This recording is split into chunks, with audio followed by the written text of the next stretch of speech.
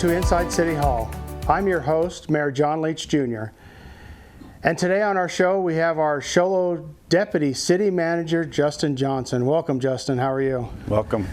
How you doing? Doing good, thank you. Good. I guess what we're going to do is a little update of the things to come and maybe a preview of a few things that we've had happen last year, but kind of looking forward to 2021 and talk about some of the budget things and the programs coming up as far as working with the budget and invite the public. Yeah, we like to do a refresher for the public so they are familiar with our process. It's the tax dollars that we're spending, it's the taxpayers' money, so we want them to be informed and feel like they're included in the budget process. So if they have input, we welcome their input and we want to hear what they would like to see us do with the tax dollars. And we really do want the city's input. It's your money, like Justin said, it's your money, and we really like to have your input. We don't want to wait till the budget's completed and then we get some input. We like to get it right at the beginning, and Justin will go over some of those dates too, as far as when our meetings are. Yeah, so just to give a quick recap of the process, we start with the council retreat in October. We meet with staff and the council, and that meeting's open to the public as well. But we review the council goals, we talk about items in the upcoming budget, thoughts that the council has on what they would like staff to incorporate into the budget. And that's in October. We follow that up with a capital improvements plan discussion. We have a committee that includes staff, council, and a couple of members of the community.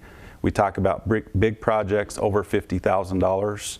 And that takes a couple of months. It goes to the council for approval the first meeting in December. And after that, we get to the first of the year in January, and we've produced a budget calendar that goes through the dates and times. Some of the dates we would like the public to be aware of are the town hall budget meetings. All of our budget meetings are open to the public, but we have a couple of meetings specifically designed to get people out and talking about things going on in the community and try to get their input. The first one is coming up on Thursday, January 21st at 6 p.m. and that's here at the council chambers in with the library. And then we have a second one on Thursday, April 15th. That's a town hall budget meeting also, and that's at 6 p.m. and that's also here at the council chambers. And like I said, we definitely want the public to invited for sure, but we are going to make sure if we get too many people, we'll make sure that we have masks and stay the social distance during this whole process. So don't be afraid to come on down, because we definitely want everybody's input for sure. Yeah, they haven't been well attended in the past, so right. I wouldn't be concerned about a big crowd of people being here, but if you have items that you would like to discuss, come down and see us. You can also reach out to me ahead of time. Send me an email. I'm on the website, and there are also documents online. There's citizen request forms that people can fill out for, maybe a sidewalk needs to be fixed or smaller items that are less than $50,000. We can accommodate those requests and try and work them into the budget. Sure.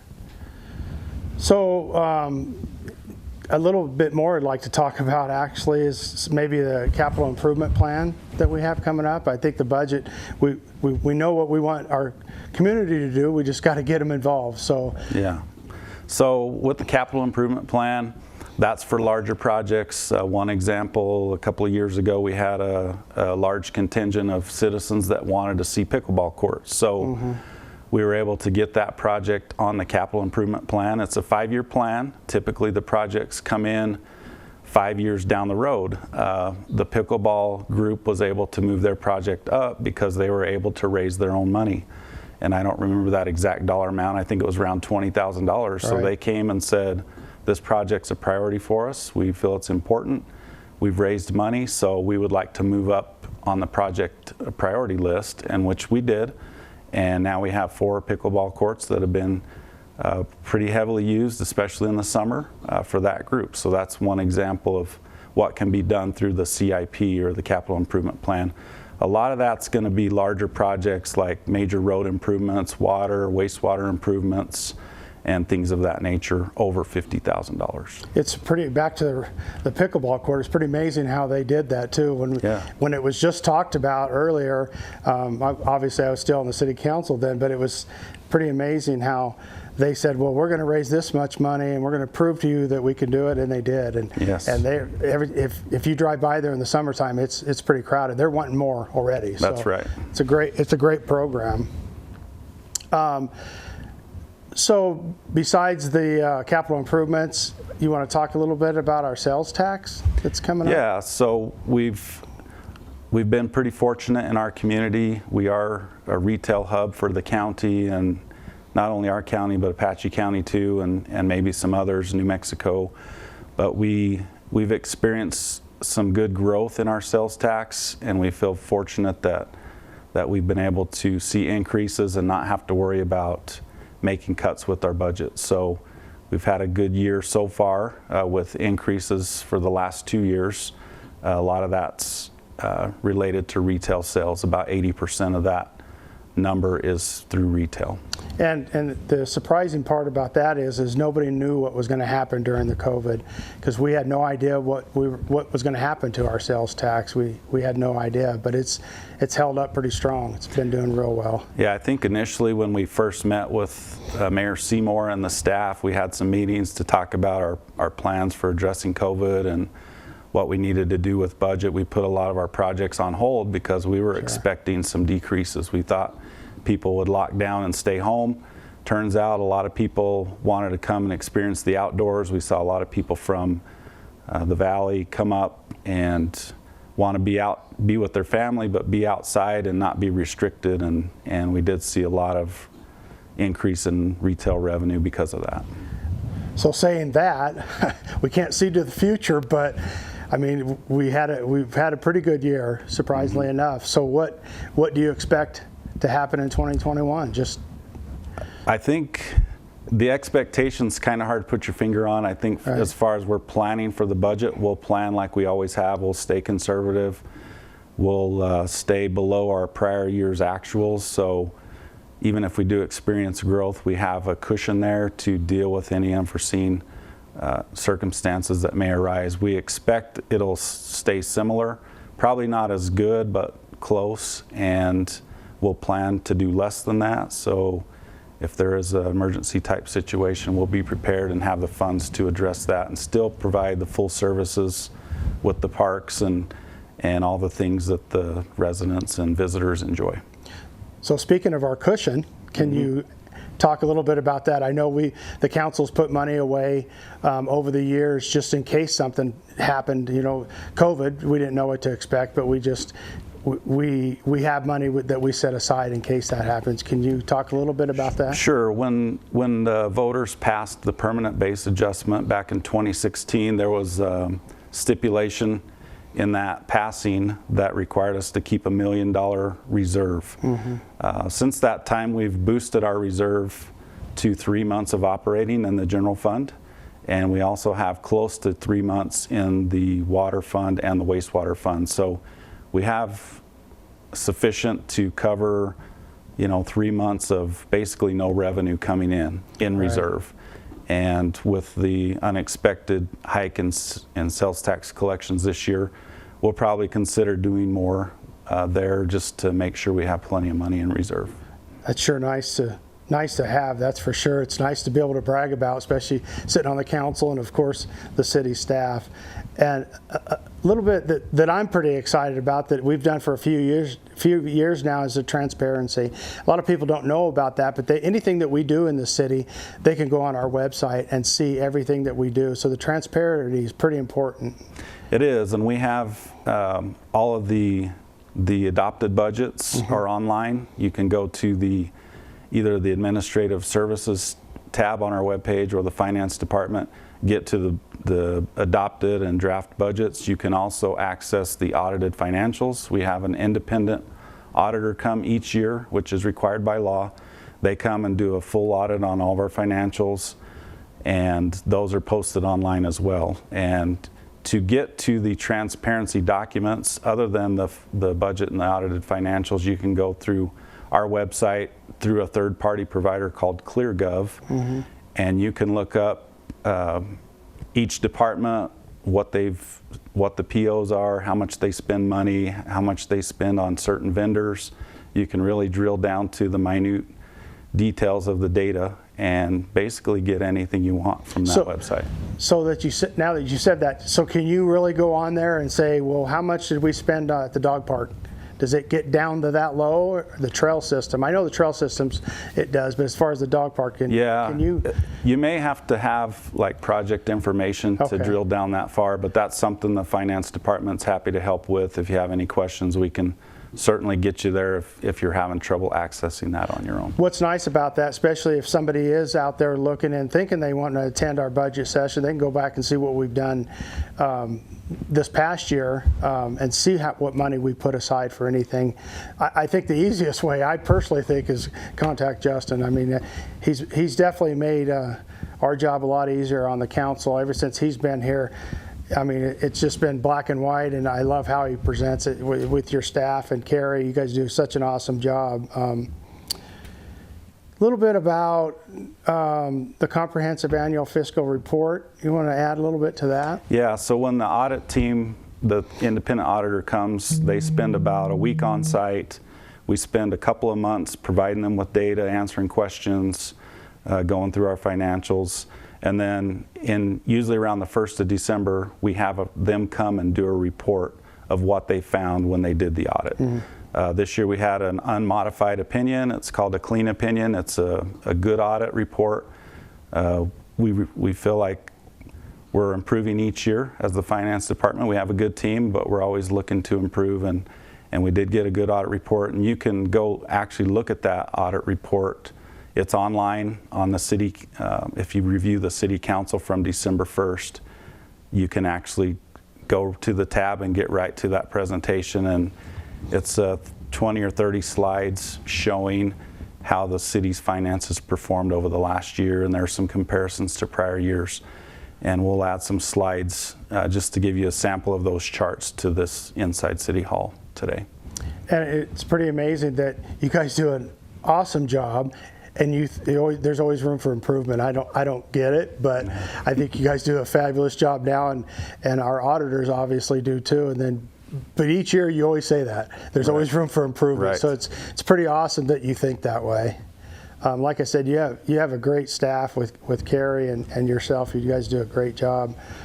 The last item there is financial awards that the government has gave us over the years. You want to talk about that a little bit? Yeah, so each year cities can submit different types of financial data to the Government Finance Officers Association. It's a national organization that we're members of. So we submit each year our comprehensive annual financial report. We've received recognition for excellence in financial reporting 15 years in a row for that. And then a couple of years ago, we started submitting our budget for the Distinguished Budget Award, and we received that the last 2 years. And then last year was our first year to submit the popular annual financial report. And what that is a condensed version of the financials that are more for someone who doesn't want to drill down into all the detailed financial statements. It's more of a summary. It's less than 10 pages long, and it's a quick snapshot of where we're at financially as a city. So we've tried to improve that, and a lot of that is attributed to Carrie Bilby. She's done a lot of good work trying to make sure we're transparent and get these documents out there and get national recognition for them. Well, I think Carrie's probably got a pretty good leader there too, though. So she does most of the work on those. So. Well, Justin, is there anything else you want to add to this? I know I just want people to get involved with our budget this coming year. It'd be nice to get more participation for sure, but do you have anything else you want to add to this?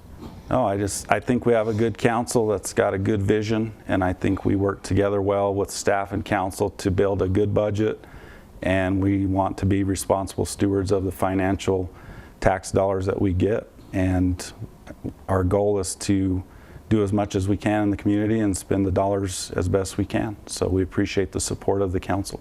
Thank you, Justin. Like I said, thank you and your staff for everything you do. You do make us look good, but you guys do a fabulous job. Justin, thank you very much. Appreciate it. We'll talk to you really soon, I'm sure. Thank you, Mayor. Stay tuned for the next segment of Inside City Hall, where we will be talking to our city manager, Ed Mutter. Thank you.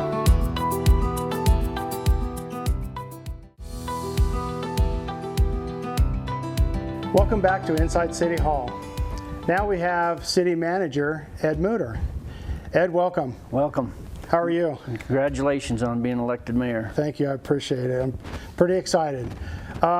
Just a few things that we want to talk about today is some of the highlights over last year, actually. Yeah, last year, as you know, it was a tough year with COVID, but our economy remained stable. We had steady growth, and we have, as you've mentioned in the last show, we have strong indicators with our sales tax, and including residential and commercial building permits. So we have some activity going on, and even with that said, we still remain fiscally conservative and protect us for the future in case something happens. We do provide full public safety, or full services, public safety, public works, water, sewer, and community programs. We're continuing with those as we can with the COVID measures. Right, right. Just talk a little bit about some of the projects that we have done last year during the COVID. Okay, yeah, we were able to complete quite a few things last year. We rebuilt Archibald and the Rayland Parks. We rebuilt the old pavilion at City Park, and those have been around for a while. That's been there since before we were here. And the Public Works crew did a really nice job doing that. And I can tell you, if you haven't been to the park to see that, it's the old pavilion. Like Ed said, any of you been here long enough, you'll know. But I went out there and looked at it as soon as it was done. It's absolutely amazing what they did to that. It really looks good. And other projects, we've did a kitchen expansion at the Shoalo Senior Center to help out the Meals on Wheels program. And then in the meadow, we've done a lot of projects. We've built the barn and restroom facility. The barn actually it's a smaller size, but it replicates the Ellsworth barn that was tore down on the north side of that meadow. Right. And we used some of the wood from that barn as the siding on that project. We have some ADA walking paths that were built, and we actually have plans to extend that walking path in the future. And also we built some ADA fishing piers, so those that need the access can fish from Shoalo Creek there. You've probably noticed we've started building a fence along the meadow. That'll be a nice addition to set that meadow off. And it's going to be a nice fence. I think you've looked at it, and it'll set, like I said, it'll set off the meadow and look really good there. It's pretty exciting because Mayor Seymour is the one that made a comment about putting a flag on each one of the posts out there. So I'm really excited for that to get finished and start hanging flags, during the holidays and stuff. It's going to be pretty amazing. Yeah, there will be ability to put the flags on every post that has a gabion basket on it. Okay. Yes. And then we've also done some roadway and pedestrian improvements over here east of City Hall on East Hall Street. That's a CDBG grant we were able to get, and that's just recently was completed. Entryway sign at the intersection of US 60 and 260, Deuce Clubs and Clark Road. We've rebuilt that entryway sign. We've got great compliments on it, and we plan to bid out and redo all our entryway signs in Shoalo, so that'll be good. We've also had some other, quite a few water and sewer projects, and pedestrian walking path on 16th Avenue. That was a great addition to that area of town. Right. I could tell you that was pretty amazing how that went through the little bit of the woods there, but it's still a nice path because I see people walking down. I live right down the street. People walking that path all the time because from Old Linden Road now all the way to the park, they're on the sidewalk. I was down there the other day, and it amazed me that people are walking on the other side that weren't on the sidewalk, but it looks awesome. But yeah. A lot of great compliments about that little project. It really worked out good. So let's go to, while we have the time, let's talk a little bit about our dispatch. I know a lot of people have made comments about our consolidated dispatching. Can you add a little bit to that? Yeah, pretty much the South County is on our dispatch system. We've contracted with the town of Pine Top Lakeside, towns of Snowflake and Taylor for their police services, also with Timber Mesa, Pine Top, Clay Springs, and Heber Overguard fire departments. And those are dispatched out of our center over at our police facility, our public safety facility on Deuce Clubs. Mm-hmm. And it's been working out well. We have had to hire a number of new dispatchers, and a lot of them are in training right now, but it's really working well for South County, so it's been a nice addition for us. I could tell you, we went and took a little tour over there, I think back in November, and it's amazing how that works. It's just, I don't know how they do it, but they have lights that go off. They have, it's absolutely amazing how they stay so concentrated on that screen and then the big screens, but it's pretty phenomenal, that dispatch center. And they're really busy too. They're very busy. Anything else on that? You say South County, but is that everybody? Pretty much everybody South County except for Navajo County Sheriff's Office. But they have an office at our center, but we don't do the dispatching. Right, they dispatch out of Holbrook for those, for the Sheriff's Office. Okay. Let's talk a little bit about our elections we just had. I was one of them, so I was pretty excited. As you mentioned, you were elected to serve as our mayor. We re-elected Connie Kakavas as a councilwoman, and we have two newcomers, Don Wilson and John Adams, and they started their service on the city council. So they're all 4-year terms, and we'll move forward with the new council. I'm really excited to work with the new ones. It's nice because they were on planning and zoning, and I really like that. I've always preached that. As long as when I first started, I started on planning and zoning. I think that's a stepping stone. If somebody really thinks that they want to get into being on the city council, I would sure recommend that they put their name in there for planning and zoning, because it's nice to, when you move from planning and zoning to city council, that you sort of know a little bit anyway moving forward. So. And most of our council members have been on the Planning and Zoning Commission. I almost think probably almost everybody. Anyway, I'm really excited to work with both of them. I think it's going to be awesome. Maybe talk just a little bit about the census. I think it got extended.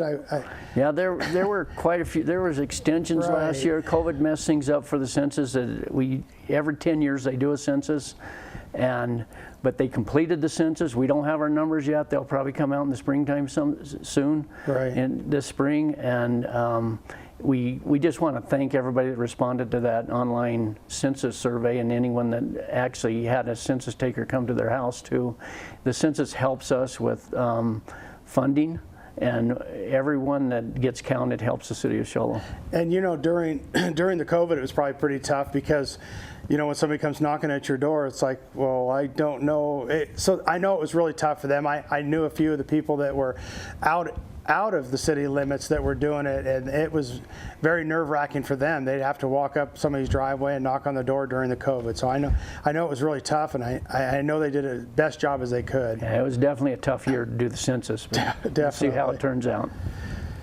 Let's talk a little bit about some of our business activities that we've had going on. So last year we completed, the Culver's restaurant was completed, and that's been a successful venture. We talk to the owner every once in a while, and he's doing really well there. Also, they built a new Circle K and a car wash up at the Cub Lake Road, White Mountain Road intersection. That's two of the major things. The hospital completed some of their projects, and they have ongoing projects too. And I know a lot of people, we hear almost daily about our old Walmart building, and I know city staff is working. We'd love to have some. We don't like empty buildings, and it seems like you always get people calling, why isn't there fries? Why isn't this? Why isn't that? Mm-hmm. But I will tell everybody that we are working. City staff is working hard. We don't want to see a vacant building. And you're speaking of the Kmart building, and we work on that, and we've worked on it. Things were starting to materialize a little bit on it, and then COVID hit, so it's slowing things down. So so hopefully we get somebody in there soon. Real quick, touch on a little bit on our Boutique Air, if you don't mind. Boutique Air is our commuter airline service that we've had since August of 2015. COVID affected the air service in the whole country, as you know. Even with the pandemic, the passenger count through Boutique is about 79% of what they were in 2019. Mm-hmm. That compares to the industry average, which is about 40%. So Boutique Air is doing really well compared to the industry right now. Good. Talk a little bit about some of the sad things that happened this year, last year. Last year in 2020, we lost Rennie Critton, who was a serving council member. Did a great job for the city, and we also lost Gene Kelly immediately after he was off the council, call him a former councilman, but it was like 6 or 7 days after he was off the council, he passed away. Those were two gentlemen that really helped the city grow and really took care of the city in a lot of ways. You know, I think we're all going to miss both of them for sure. And I, believe it or not, I leaned on Gene probably a couple days after he called me as far as getting elected mayor. And I told him, I said, well, I'm going to be leaning on you. He goes, yeah, whatever. A couple days later, I did call him and talk about a few things. Yeah. So going to really miss both of them. Gene was around, like you said, forever. And it's sad that he didn't get to retire as long as he wanted to, for sure.